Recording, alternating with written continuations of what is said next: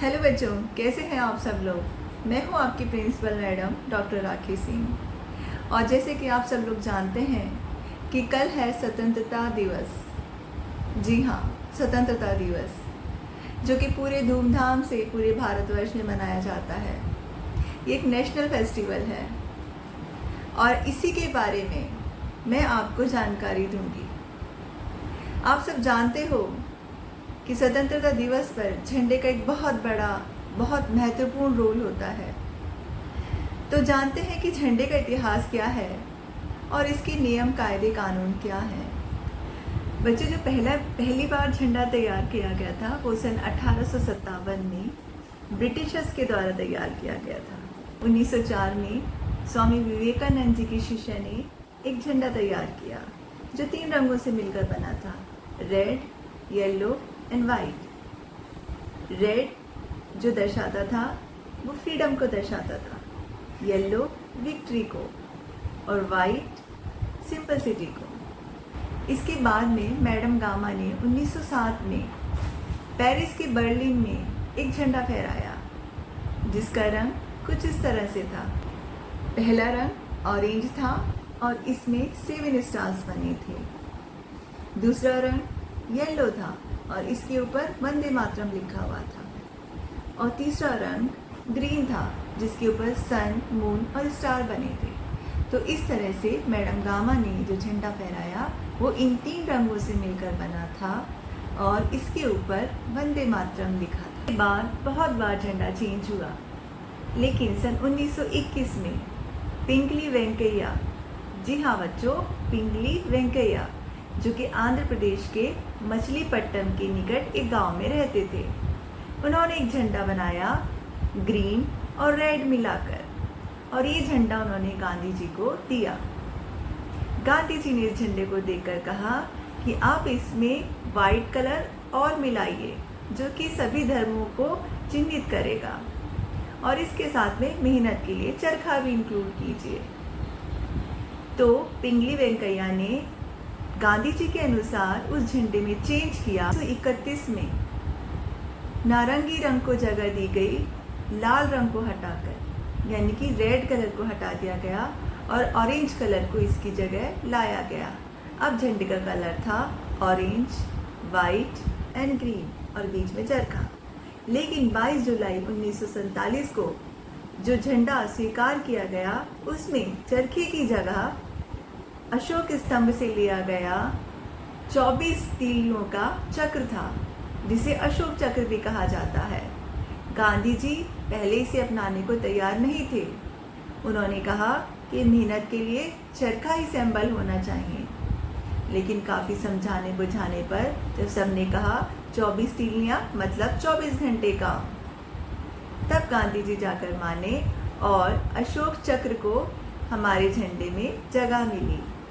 तो इस तरह से 22 जुलाई 1947 को हमारा प्यारा तिरंगा बनकर तैयार हुआ, जिसके सबसे ऊपरी भाग में नारंगी रंग था, बीच में सफ़ेद और सबसे नीचे ग्रीन, और इसके बीचों बीच अशोक चक्र था। बच्चों, क्या आप जानते हो कि हमारे झंडे का अनुपात यानी कि मेजरमेंट क्या है? जो झंडे का अनुपात होता है वो होता है 2:3 का, और इसी अनुपात को मद्देनजर रखते हुए सभी झंडों का निर्माण किया जाता है। अब मैं आपको बताऊंगी कि झंडे से रिलेटेड हमें कौन कौन सी और बातें हैं जो फहराते हुए ध्यान में रखनी चाहिए। बच्चों, नवीन जिंदल जब 1993-94 में अमेरिका से भारत आए तो उन्होंने अपनी फैक्ट्री में भारतीय झंडे को फहरा दिया। इस पर एक लोकल जो मजिस्ट्रेट होते हैं उन्होंने ऑब्जेक्शन लिया, तो नवीन जिंदल जी कोर्ट में चले गए और 10 साल के फाइट के बाद में कोर्ट ने कहा कि नागरिकों को भी झंडा फहराने का अधिकार है। तो इस तरीके से सामान्य नागरिकों को भी झंडा फहराने का अधिकार मिल गया। इससे पहले झंडा सिर्फ सरकारी स्थानों पर ही फहराया जाता था, निजी स्थानों पर झंडा फहराने को कोई अनुमति नहीं दी गई थी। बच्चों, इस कोर्ट केस के बाद में भारत सरकार ने 2002 में फ्लैग कोड से रिलेटेड एक बुकलेट निकाली जिसमें भारतीय झंडे को फहराने के सारे नियम कायदे कानून बताए गए हैं। इस बुकलेट को 2 सेक्शंस में डिवाइड किया गया है। पहला, जिसमें कि बताया गया है कि सरकारी स्थानों पर झंडा कैसा फहराया जाए। दूसरा, जिसमें बताया गया है निजी स्थानों पर झंडे को किस तरह से फहराया जाए। तो हम बात करेंगे निजी स्थानों पर झंडे को किस तरीके से फहराया जाना चाहिए। बच्चों, आप कभी भी अपने घर के अंदर झंडा नहीं फहरा सकते हैं। अगर आपको झंडा फहराना है तो आपको छत में या फिर ओपन गार्डन में ही झंडा फहराना चाहिए। और झंडे के साथ में कोई दूसरा झंडा आप नहीं लगा सकते हो, ना ही अपने झंडे से ऊंचा कोई दूसरा झंडा लगा सकते हो। झंडा या तो बीचों बीच लगना चाहिए या फिर घर के दाहिनी तरफ लगना चाहिए। इसी तरीके से अगर हमें मोटर गाड़ियों पर भी झंडे लगाने हो तो हम नहीं लगा सकते हैं। कार्स वगैरह पर झंडे लगाने की अनुमति सिर्फ सरकारी लोगों को होती है, जिसमें एमएलए एमपी भी शामिल नहीं होते हैं।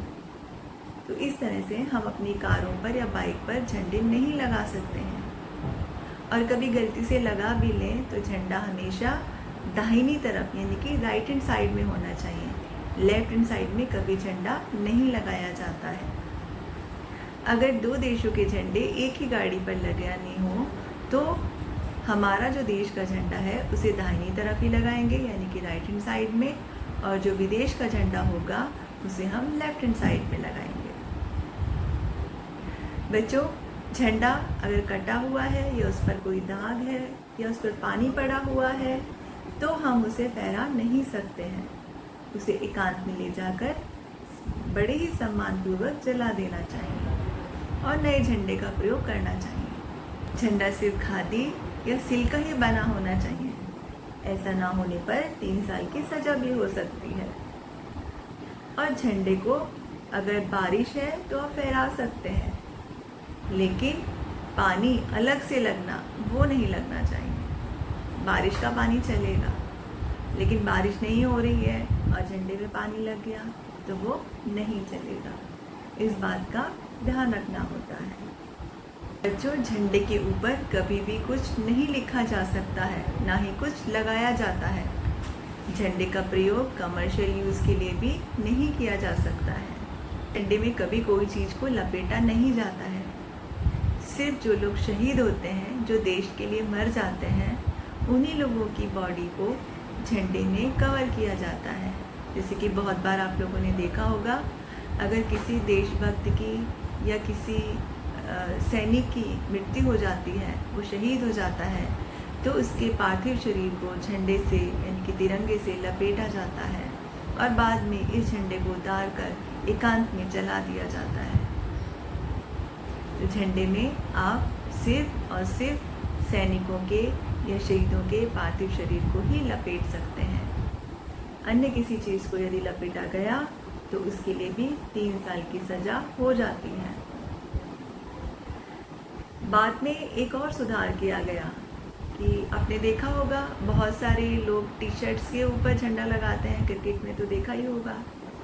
तो ये अलाउ कर दिया गया, अगर आप अपने शर्ट में या कमीज़ में झंडा लगाना चाहते हैं तो याद रहिए वो चीज़ कमर से ऊपर होनी चाहिए, कमर से नीचे झंडा नहीं बनना चाहिए। तो कमर से ऊपर आप अपनी शर्ट पर झंडा लगा सकते हैं। बच्चों, अगर कोई स्पीच देते वक्त झंडा फहराता है तो याद रखिए जो स्पीकर है उसका पोडियम झंडे से थोड़ा आगे होगा और स्पीकर के पोडियम के राइट हैंड साइड में झंडा होना चाहिए। जैसे कि आपने बहुत बार लाल किले पर देखा होगा कि झंडा प्रधानमंत्री जी के थोड़ा पीछे राइट हैंड साइड में रहता है। बच्चों, स्वतंत्रता दिवस पर झंडा प्रधानमंत्री जी फहराते हैं और गणतंत्र दिवस पर यानी कि रिपब्लिक डे पर झंडा राष्ट्रपति जी के द्वारा फहराया जाता है। और इन दोनों के फहराने की जगह भी अलग अलग है। बच्चों, आशा करती हूँ कि आज का ये वीडियो आपको अच्छा लगा होगा। अगर अच्छा लगा हो तो इसे अपने दोस्तों के साथ और अपने रिश्तेदारों के साथ आप शेयर ज़रूर कीजिए ताकि उनको भी ये महत्वपूर्ण जानकारी मिल सके। और मैं आगे आप लोगों के लिए ऐसे ही महत्वपूर्ण जानकारी लेकर आती रहूँगी जो कि प्रिंसिपल डेस्क से होगा। तो बच्चों, इसी के साथ जय हिंद, जय भारत।